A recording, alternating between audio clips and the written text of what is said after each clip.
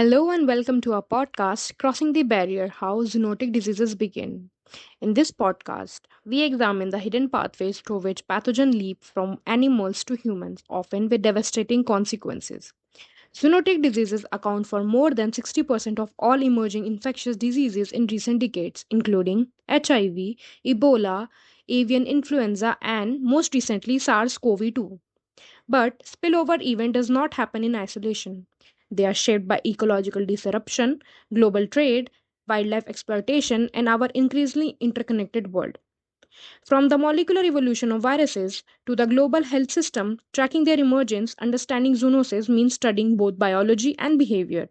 This podcast explores how cross species transmissions occur, where the next threat may arise, and what science, policy, and technology are doing to prevent future pandemics. Because the next global health crisis may already be lurking, not in a lab but in a forest, farm, or market, waiting to cross the barrier. Let's begin. Segment 1: The biology of spillover, how pathogen cross species barrier. At the molecular level, a zoonotic spillover is not a random event. It's a culmination of viral adaptation, host compatibility, and ecological opportunity. Pathogens, especially RNA viruses like coronavirus, filovirus, and influenza, possesses high mutation rates. These mutations, along with processes like recombination and reassortment, allow them to rapidly explore new genetic configuration that might unlock compatibility with new species.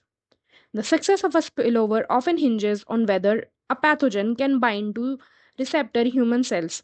For instance, ACE2 receptor targeted by SARS-CoV-2 is conserved across several mammalian species, making the jump from bats or intermediate hosts like civets or pangolins biologically feasible. Similarly, avian influenza strain must adapt to human type sialic acid receptor before sustained human transmission becomes possible. Beyond receptor binding, the pathogen must overcome a cascade of immune defenses. Viruses that have co evolved with animal hosts often carry evasion strategies encoded in their genomes that may or may not work in humans. When they do, and replication occurs efficiently, the stage is set for person to person transmission.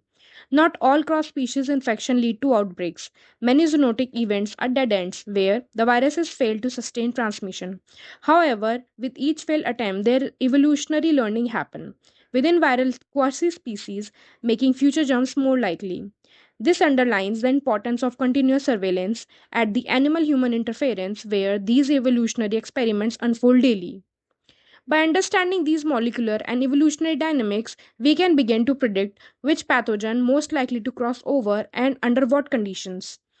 The biology of spillover is no longer hidden, it's being decoded in real time. Zoonotic spillovers don't happen in isolation. They are enabled by the way humans interact with animals and encroach upon natural ecosystems. In regions undergoing rapid deforestation, such as parts of the Amazon, Congo Basin, and Southeast Asia, humans come into contact with wildlife reservoirs like bats, rodents, and primates that were previously isolated. This creates ecological overlap, a high risk zone for spillover. Wet markets where live animals are sold in close proximity to humans create another set of ideal conditions. The intermingling of species in confined spaces facilitates viral exchange and evolution, making it more likely for a pathogen to jump species. The 2002 SARS outbreak, which began in a wet market in Guangdong, China, is a stark example of this dynamic. Intensive animal farming also poses a significant threat. In industrial livestock systems, antibiotics are often overused and animals are kept in dense population with low genetic diversity. Perfect conditions for pathogen to spread and evolve rapidly. Avian and swine influenza often originate in such settings, particularly in areas where backyard farming overlaps with industrial operations.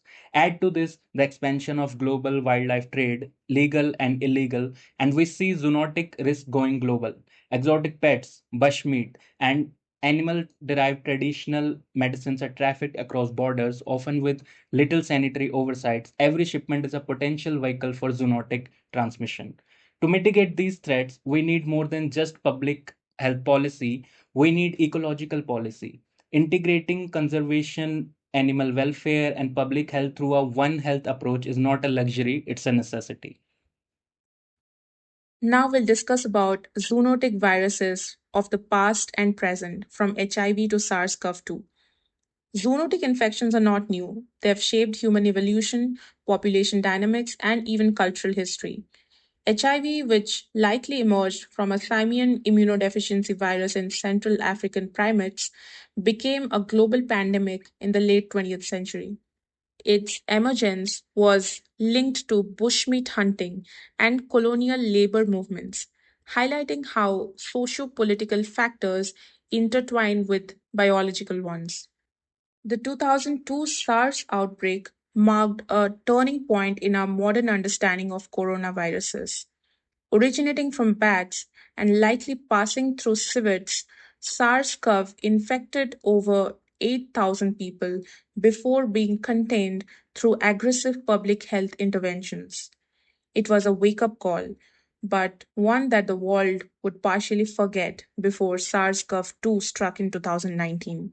SARS CoV 2, the virus behind COVID 19, has now demonstrated the full global impact of a zoonotic spillover in the 21st century.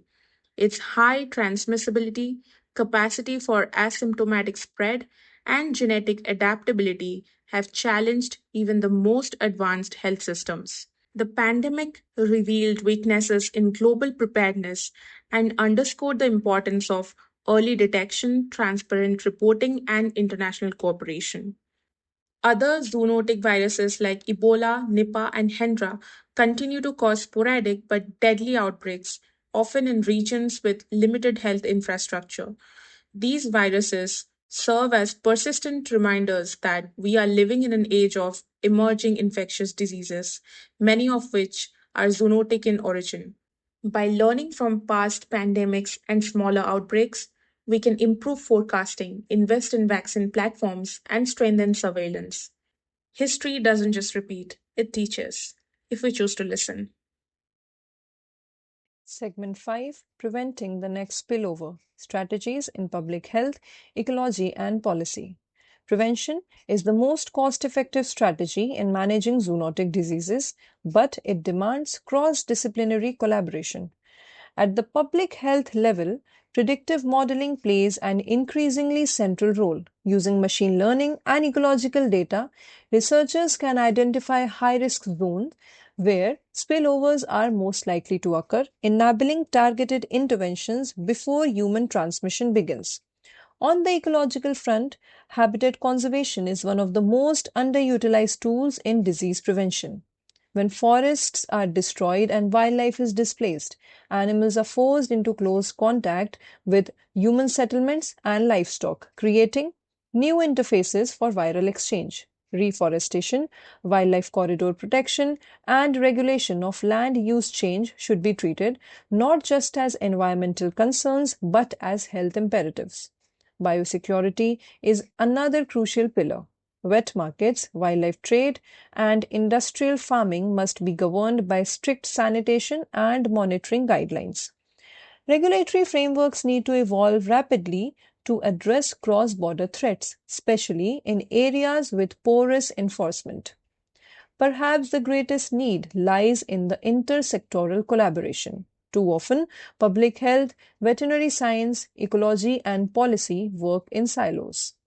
The One Health framework, though widely endorsed, still struggle with practical implementation. Strengthening inter-ministerial coordination and fostering regional partnerships are essential to build a unified response capacity. Preventing the next spillover isn't about any one intervention. It's about building a surveillance ecology policy ecosystem that anticipates threats instead of chasing them. Welcome to segment 6. Today we are going to discuss about vaccines and treatments for zoonotic diseases, the translational challenge. Developing vaccines and treatments for zoonotic diseases poses unique challenges. Unlike diseases with predictable human transmission patterns, zoonotic viruses often emerge sporadically, making traditional clinical trial models difficult. Moreover, when animal reservoirs persist, as they do with Ebola in fruit bats or Lassa in rodents, recurrent spillovers remain a constant threat, even after a vaccine is developed. Take the case of Ebola. Despite the development of RVSV Zibo and other vaccine candidates, outbreaks continued due to gaps in coverage, community mistrust, and logistical challenges in rural regions. Similarly, for Nipah virus, a pathogen with high mortality and no approved treatment, the sporadic nature of outbreaks hampers drug development and testing. Therapeutics also struggle with unpredictability. Monoclonal antibodies, broad spectrum antivirals, and RNA interference approaches show promise in lab settings but face hurdles in regulatory approval, especially when target populations are small or geographically dispersed. The rapid development of mRNA vaccines during COVID 19 showed what is possible when urgency meets funding and global coordination. But replicating that success for other zoonoses requires sustained investment, not just emergency funding. Platform technologies that allow quick adaptation to new pathogens, along with pre approved protocols for animal model testing, would revolutionize our ability to respond in time. Ultimately, the translational challenges is not just specific, it's logistical, economic, and political. Turning scientific breakthroughs into accessible solutions requires coordinated global effort. And with the next zoonotic threat already brewing somewhere in nature, the time to act is now. Thank you.